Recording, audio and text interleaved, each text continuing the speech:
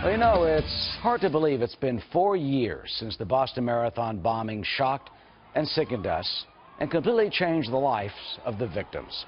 Well, now, one of them, Rebecca Gregory, who lost one of her legs in that attack, well, she's telling her story in an inspiring and emotional new book. This is it, Taking My Life Back, my story of faith, determination, and surviving the Boston Marathon bombing. And Rebecca Gregory joins us now. She is in Houston, Texas. Rebecca, good to see you. First of all, congratulations on the book, and thank you so much for having the courage and desire to bring your story to us, such a personal one. First of all, why did you want to write the book? There's so many reasons why I wanted to write the book. I feel like ever since I was little, I've always written things down, and I've had so many different obstacles and journeys throughout my life that I feel have kind of prepared me or led me up to the marathon bombing. And, you know, everyone has life blow up in their face multiple times, and I wanted to show people my real whole story instead of just what they know of me from a survivor aspect. Bring us back, if you can, for a moment to that day. I mean, we will always remember it. You were watching your boyfriend at the time. You have your son, Noah. Tell me about that. You're watching him, and what happened? We were actually watching his mom run. She had qualified, and so we had a group of about 9 of us with us, and we started the day at the 17-mile marker, and someone in our group said, hey, let's make our way closer to the finish line. And so we did, and in the meantime, Noah started getting really bored, my 5-year-old son, and when we made it right there in the middle of the action at the finish line, I told him, I said, hey, buddy, why don't you sit down on my feet until we're done? And that's exactly where Noah was, with his back against my shins, when the first bomb went off behind us 3 feet. So basically, he saved his life, potentially, with him on your feet. Yes, that's what they said, saved his life, because I was a shield, essentially, between him and the bomb.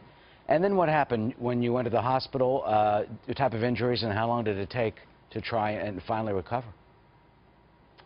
It was a process of limb salvage. My right leg was damaged and my left hand was damaged, and various other minor injuries, but my left leg was the most severe.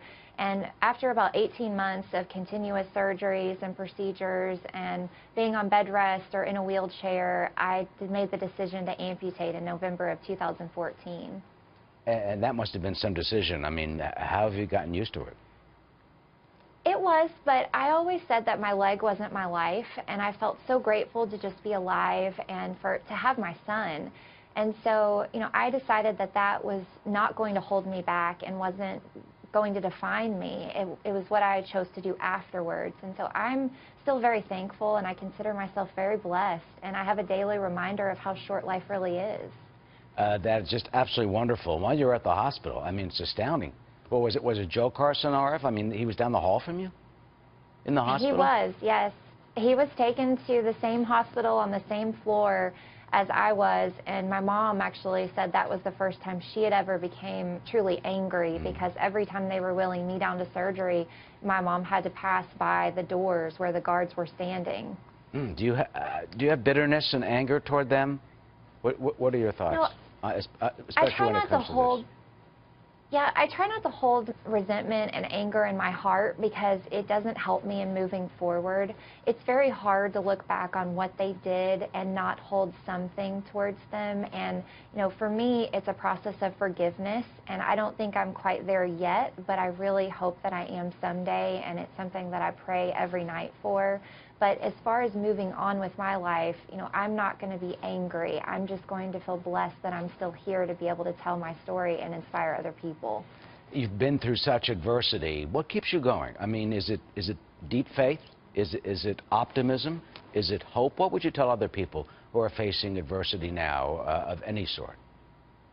I think my faith is number one, what keeps me going. I'm also blessed to have an incredible support system, but at the end of the day, I was 3 feet from the bomb that went off, and I'm still here. And so what that means for me is that God's got a bigger plan for not only my life, but my son's life. And it was so important for me to express that in this book and just show people that, yes, while you're going through something now, it's just a chapter, and it could be leading you to the best chapter of all, and I'm in a great one in my life right now. Rebecca Gregory, thank you so much for sharing this with us today. God bless you.